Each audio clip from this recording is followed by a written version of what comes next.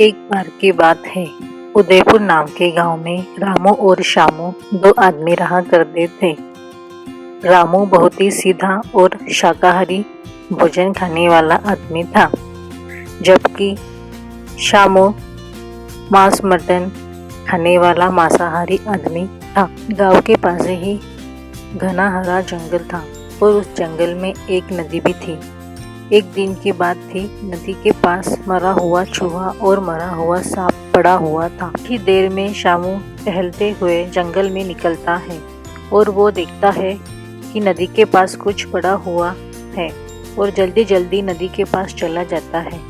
अरे आज तो मज़ा आ गया, आज बिना कुछ करे ही खाने को सांप और चूहा मिल गया। ऐसा कहकर वो बहुत खुश होने लगता है और वो बिना कुछ सोचे समझे सांप और चूहे को खा जाता है। बिना कुछ किए खाना मिलने पर वो बहुत खुश हो जाता है और गांव की ओर निकल पड़ता है।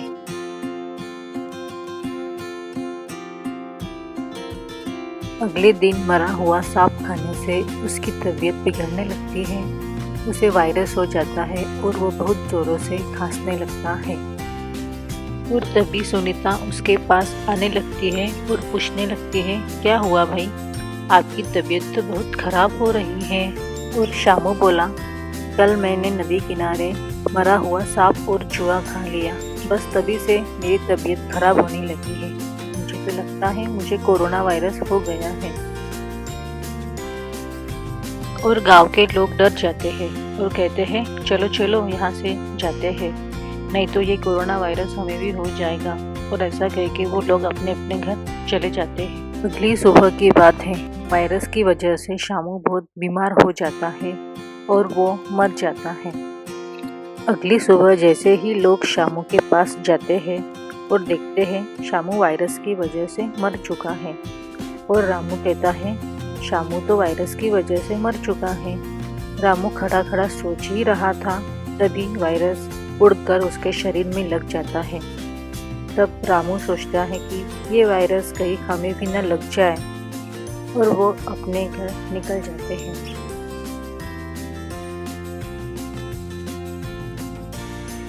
अपने घर के सामने खड़े हो जाते हैं और वायरस की वजह से उन्हें खांसी उठने लगती है और वो जोर जोर से खांसने लगते हैं। धीरे धीरे वायरस बढ़ने लगता है, उससे उनकी तबीयत खराब होने लगती है और वो सोचने लगते हैं, शामू की तरह हमें भी कोरोना वायरस हो चुका है। गांव में लोग तेजी से बीमार होने लगते हैं।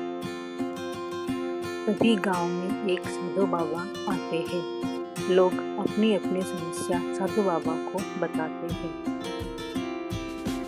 तब साधु बाबा अंतर ध्यान लगाते हैं और साधु बाबा को सारी बात समझ आती है। साधु बाबा लोगों से कहते हैं, गांव के लोगों में वायरस फैल चुका है और वो एक दूसरे से फैलता ही जा रहा है।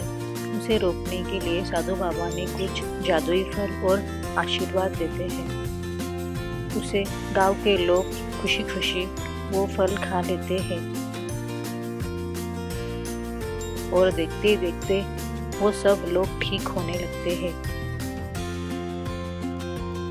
और खुशी खुशी से रहने लगते हैं।